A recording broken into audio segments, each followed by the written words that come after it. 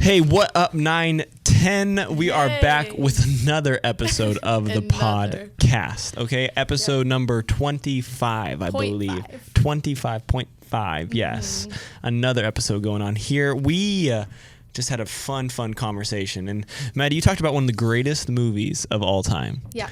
It is called The Karate Kid. Yes. And there's been multiple versions of The Karate Kid. Yes. And there's always been, I didn't realize the amount of movies that are like remade. But I just like, I thought I was a movie guy until I met Austin. Oh my goodness. And Austin is such a movie guy. Such a movie guy.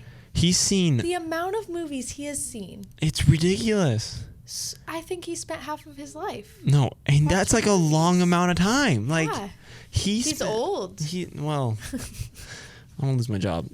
He is like I honestly thought I was a little bit of like a movie buff, but then the amount of movies that I haven't seen that I know I probably should have seen is insane. Like I've never seen The Shawshank Redemption. Me neither. Okay, I've never seen Finding Nemo. Okay, I'm just kidding. I've seen Finding Nemo. Too far. No, because here's why I bring up Finding Nemo. Finding Nemo is probably one of my favorite movies of all time. Okay, what about Finding Dory? I think it's a great movie. I think that's a great movie. Solid player can definitely be on the squad. Okay. But I think it's great. It's no Finding Nemo though. Not Finding Dory is awesome. Do you have a favorite like animated movie?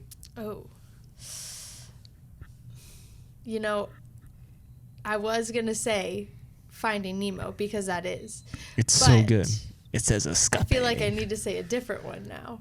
If Nemo's I really love that movie. Yeah. Okay, to me it's like Nemo or like Shark Tale, you know. Okay. Yes. I have not seen that movie in so long. Oh, it's such a good movie. I really do love the movie Shark Tale. It's probably one of my favorite movies of all time because I just love everything about it. I don't know why. I think it is a great piece on. If you really if you really watch it, like the amount of like culture, the amount of times it makes fun of culture, like. Wait, really? Oh yeah. Okay, all I remember from the movie is the car wash. Working at the car wash. That's my memory of that movie. Wow, that's crazy. But yeah, pretty sad. Guys, this weekend we talked about like life groups. It's it's a thing like we show up to pretty much every week. If you were in junior high, you had a life group. If you were in Tower 6, they had life groups. Like you are gonna be and have been in a lot of life groups over the course of your church time.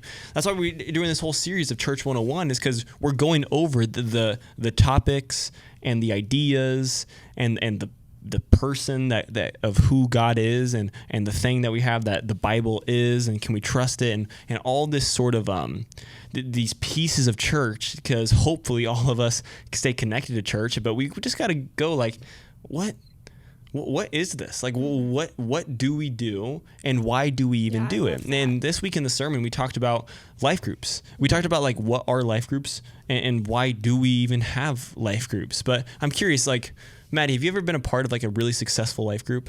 Yeah. Have you been part of a really unsuccessful life group? Yeah. Which one do you have more experience in? Oh, good question. I think I have had more unsuccessful life groups than successful that I've been a part of. What made them unsuccessful? Well, I think a lot of it was just that we weren't real with each other. Like, we were just a bunch of people, strangers, I might add. Like, we would only spend, like, 2 hours a week, an hour a week together, which I don't know how you become close to someone. You only spend an hour a week together, and you're just sitting around, like, answering questions that not everyone is even, like, saying the real answer to. But the successful ones have happened with people that I like hang out with outside of a group, that I'm checking in with, that I actually enjoy being with too. Yeah, I think that's one of those pieces of like what makes a successful life group is because I think one of those pieces is like, do you enjoy the people you're... Yeah, or do you like have fun together? Yeah, like what friendship do you just sit and talk the whole time? Like I don't know why I feel like the picture of life groups can sometimes be painted as like we all sat in a room and we talked about the Bible for an hour and that's it and that's all we did. We opened up the book of Leviticus and talked about be witheth me witheth of seetheth, and this is what life groups are.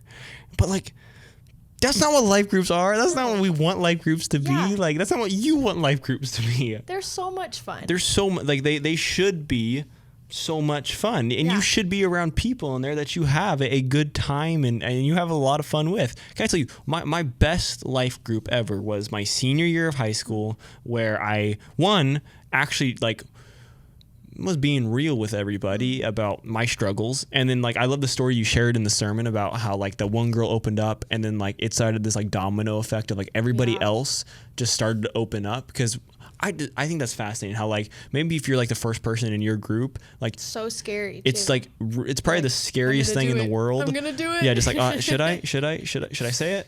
Should I not say it? Like I had that like that struggle in like my life group all the time, just going like, do I bring this up? Do I tell them? Can I trust them? Like, are they totally? Do I even like these people? You know, sort of thing. Like I had such a dark like perspective of like high school too. I remember my English teacher asked me one time. He was like Braden. He goes like, what do relationships mean to you right now? And I was like, it doesn't matter because I'm not going to see them in 4 years anyway. Ooh. And I'm like, what in the world? Ooh. Where How true are is you? That? Not true. I actually still like see like most of like my homies back my from homies. back It's from AZ homies. my AZ homies. I still see them. I still talk to them. Those are my guys right there. But it would never like it never would have happened if I didn't recognize that like, man, I need to like start like actually like being real and like opening up with these guys. Like we don't like fake people, yet we're like fake people like so many like times, right? Ooh. I don't like. Yeah.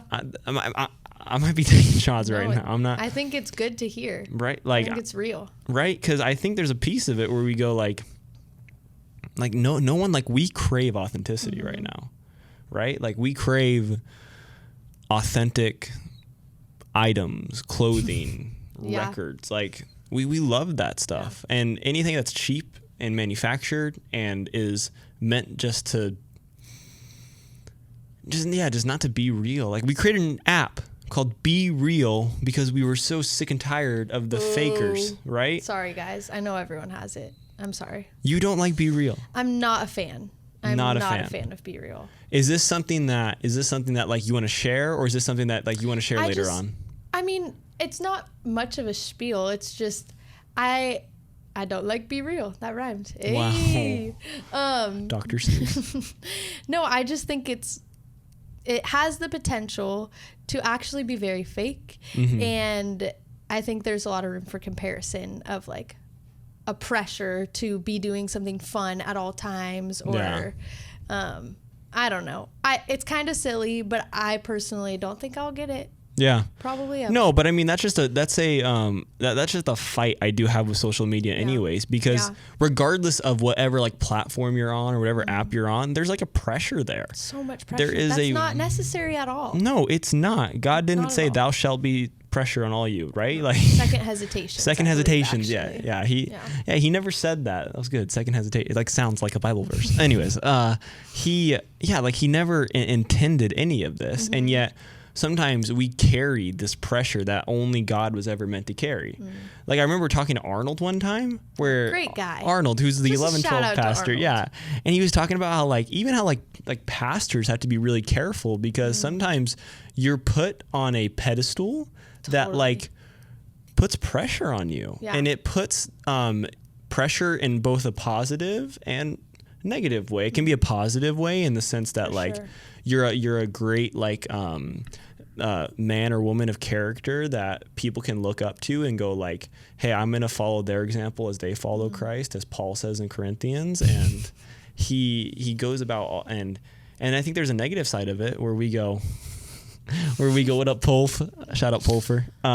Where we go, like, there's a negative side of it where we go, there's so much pressure piling up on me that I think the product of it is one of two things. It's either a lot of pride because you go, look at everyone watching me, or influencer. Yeah, it's like you're a mini influencer, or it's like even just that word, interesting. Yeah. Oh, it's it's just strange to me. It's, or you become you have a lot of anxiety, and you have a lot of the amount of pastors that have gone through some sort of mental health, like genuine, real mental health problems is alarming. Yeah. It's striking to me, and pastors can kind of fall into that, but it's because social pressures like have this weird way of like influencing just our day to day. Yeah. And I think that even like speaks into the way we feel in a life group, where we carry that pressure with us into a group. Like, it's not something that we can just confine to, like, social media just makes me feel this way. Like, it bleeds into all of the relationships in the areas of our life, and we take those pressures with us, and it actually is forming who we are, like, long term, which we haven't seen like long term effects of social media yet, but it's like kind of scary to think about. Like, there's like, we're getting this essential like drug, which I'm sure you'll get into more, at such a young age, that we're becoming addicted to something. What happens if it goes away? Ooh. No, yeah, I like that piece of there's this. The reason she says that is because there's this Harvard study, and this Harvard study like said that like when like you're on social media and like when people are talking about themselves the way they talk about themselves, and people are like portraying the highlight reel of their life, that they get the like the reactions they want out of people. You know, they get the slide in the DMs and the and all the likes and the comments and the oh my gosh, girl slay. You know, it's just all these like weird chemicals that get in your brain that dopamine. It's called dopamine. Yes, dopamine, man. Dopamine is the same. Here's what I'll say. It's the same drug. It like lights up the same part of your brain. It lights up the same part of your brain that happens to like people that like drink a lot. It happens to people that like gamble a lot. It happens to dopamine is this just. What I'm saying is that it's really addictive. It's one of these like dopamine is this thing that gets created in your body, and you just go like, how can I taste that feeling again? How can I taste that feeling again? Well, and it like. Once it becomes like not enough, so you have to produce more of it. So you get a few likes and you're like, that feels good for the moment, but then that isn't enough. And then the next time you post, it's like, oh, I need even more likes than that, because the dopamine levels, like, they have to keep up. Yeah, you have to constantly go. That is why, I mean, the sad part is that's why like you hear about rappers that OD, because they try to go to a place that their body like they can't handle, but because these levels and almost, I'm sure there's a social pressure on them a little bit, or just life circumstance, but they go to a place where they go like, I want to feel a high so high, but your body like can't handle it, you know? And I get curious, like, can we OD on social media? Could we? I don't know if that's true. I don't know if that's a thing. Science is not caught up to us, but we know that science is clear. At least for now, that for the people who spend most of their time on Instagram, there's actually studies that they suffer higher rates of depression. It's a lot of studies. Yeah, there's a lot, like, science is already coming out. And it's funny, like, when it comes to social media, things aren't balanced, you know? And because these things aren't balanced, they and here's what I mean by not balanced, like alcohol is bad. Right? Like, we hear like don't get drunk, you know, like people say that, like, yes, we hear like say that. Don't gamble, right? You hear like, I don't know, yeah, like those are the two, like don't eat junk food. Don't eat junk food. Yeah, what the heck? Halloween was just happening. We hear like don't do drugs, you know, like all this sort of information, because if you have too much alcohol, it ends up getting dangerous. If you have too much gambling, it ends up getting dangerous. But you never hear anything about too much social media, right? Okay, interesting. The creators of social media don't let their own kids have it. What? Yeah. Creator of Facebook doesn't let his own family have Facebook or any social media apps. Which, if that doesn't tell you what they do, then I don't know what does. That's so fascinating. Yeah. I did not know that. Yeah. What? Yeah, and like, I wonder like how that, I love that you brought up the point of like, that probably does translate into a life group on a daily basis, because when is the separation of like school pressure and like just like social pressure? Like when, like, is there any, I don't know, is there any separation that's created when you walk into church? Like, do you think there's any separation that that students feel or that leaders feel when it comes to just going, like, do I feel the pressure to perform? Do I feel the pressure to put on an act right now? Do I feel the pressure even like to know it all, to have this like togetherness appearance you have? Like, I wonder, like, do you think students feel that? Like, for sure. Right? I mean, it's been really cool. I've had some of my girls, like, they've chosen to just like delete their social media, and I mean, you could talk to any one of them. Shout out to my girls. They're the best. Shout out. But they've all experienced the freedom from that pressure just by getting rid of it for a week. Sometimes you just need a little reset to be reminded of like what's real and in front of me and the relationships around me that are worth investing in. Like, I'm not saying social media is like the devil, but I'm saying like it's something that, like you said, if we aren't careful about the way that we're using it, it can be very dangerous, and it can lead us to places that like God didn't intend for us to go. So I think if we are so consumed by social media that we're missing out on relationship opportunities around me, and it's like affecting the way that we see ourselves, like that's sad and not the way God designed us to be. So yeah, and I think like we come from a place of not like, we're not trying to like make you go like, oh, social media, you're not supposed to be on that. But it's just, I come from when I talk about this and when Maddie talks about this, we come from a place of almost a sense of like, mentorship, like what we were talking about, where it's just like,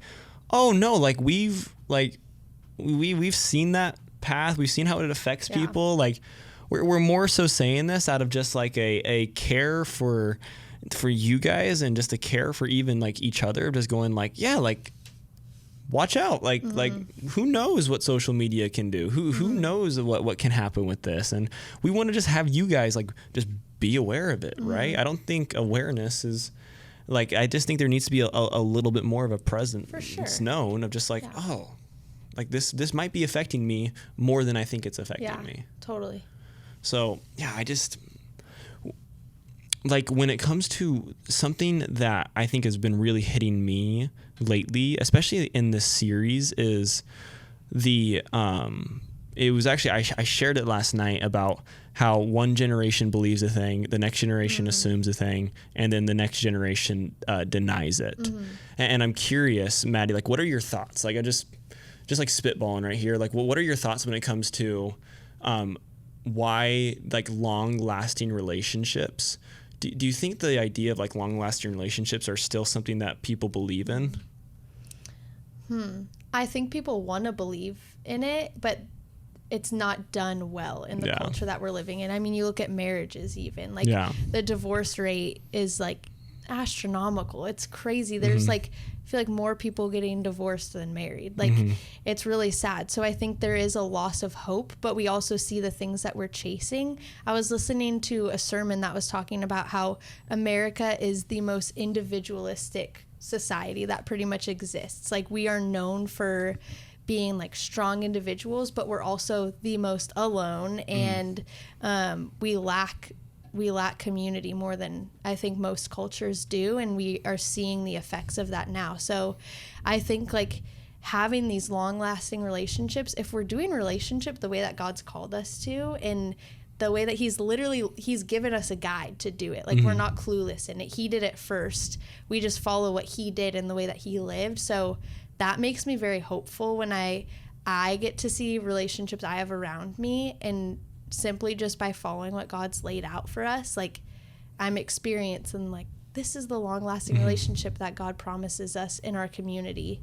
Does that answer your question? Oh yeah, I think that totally does. Like, I think we have like the greatest book like ever written to us, a book that I'm so fascinated with the idea that it's the only book in the world that as you read it more and more, you get to know the author more and more, and there's not an amount of times you read it. Like, there's an amount of times you can read certain books and go like, okay, like I know like that character like perfectly, like I know the synopsis of that character perfectly, but when it comes to like the book that we have today, like there's something that like it's when it says it's alive, when it says it's God breathed, that means that there's always something there. Mm-hmm. When it says that the Bible is both milk and meat and solid food, it's saying that the Bible always has something for you to say. It always has something for you to hear. It's always got something for you to maybe even do. Mm-hmm. Like the Bible always has something for you. And I love that the Bible, throughout the entire narrative of Scripture, the very, not the entire narrative of Scripture, but the first narrative we have in the Scripture, I just love, the first problem was it was not a sin problem. It was an alone problem. Yeah. It was a loneliness problem. We talked about it in the sermon, but I just want to say it again. Just like, I think that's fascinating how God was like, yeah, you're not meant to do this alone. Mm-hmm. Like, if you think you can do Christianity, especially by yourself, you're crazy. Like, yeah. You're jacked up. Like, and how he commands us to be like, you guys, the coolest thing, like, by loving one another, we're literally fulfilling what God has called us to do. Mm-hmm. Like, he says that people are going to know him by the way that we love one another. Like, such a simple, it's hard. People are messy. Like, it's not an easy thing to do. But the fact that simply by living in community with one another and being honest, this isn't like a call to do better and try harder. No. It's just like, just be honest with where you're at and invite people into it, invite God into it, and see the way that he moves. Like, I've got to experience that. I don't know if you have any like... Oh, yeah. The idea of the times where I have... The times where I have admitted a weakness in my life, that's always been like the greatest moments of strength in my life, I think. Mm-hmm. Like the moments where I've admitted that like, hey, I need help. Mm-hmm. Or like, hey, there's this going on in my life, and I'm going like, and I have no idea what to do about it.